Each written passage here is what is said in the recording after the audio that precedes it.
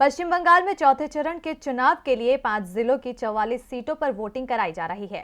चुनाव आयोग से लेकर राजनीतिक दिग्गज शांतिपूर्ण वोटिंग की अपील कर रहे हैं, लेकिन सूबे की तस्वीरें कुछ और ही बयां कर रही हैं। जहां मतदान शुरू होते ही टीएमसी और बीजेपी के बीच हंगामा शुरू हो गया और देखते ही देखते हालात यहां तक आ पहुंचे कि उम्मीदवार को हेलमेट पहनकर वोट करने आना पड़ा।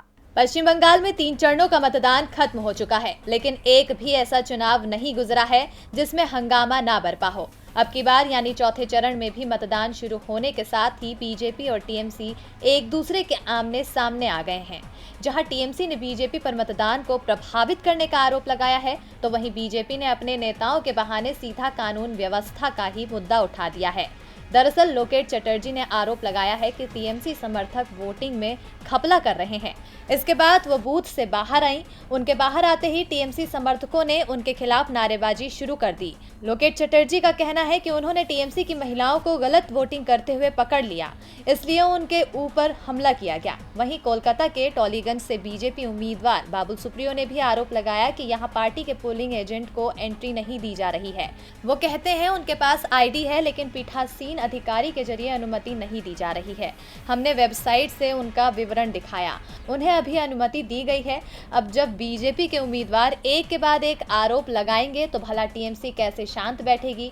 टीएमसी ने चुनाव आयोग को पत्र लिखकर आरोप लगाया कि सीतलकुची, नटबरी, तूफानगंज और दिनहाटा में कई बूथों पर बीजेपी के लोग बूथ के बाहर हंगामा कर रहे हैं और टीएमसी एजेंटों को बूथ में प्रवेश करने से रोक रहे हैं।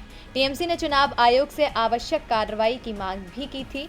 बीजेपी और टीएमसी की इसी तकरार के बीच कूच बिहार के सीताकुची में दोनों दलों के ही समर्थक आपस में ही भिड़ गए। इस झड़प में कई लोग जख्मी हुए हैं। हंगामे को देखते हुए पुलिस को बीच में आना पड़ा। इस हंगामे के बाद कूच बिहार में टीएमसी उम्मीदवार रविंद्रनाथ घोष आज सुबह हेलमेट पहने हुए दिखाई दिए। उन्होंने कहा कि मैं किसी भी अप्रिय घटना से बचने के लिए ये पहन रहा हूं। अब उम्मीदवार तो अपने बचाव के लिए हेलमेट पहन रहे हैं, लेकिन टीएमसी और बीजेपी नेताओं के बीच जारी बयानबाजी को देखकर नहीं लगता ये हंगामा खत्म होने वाला है।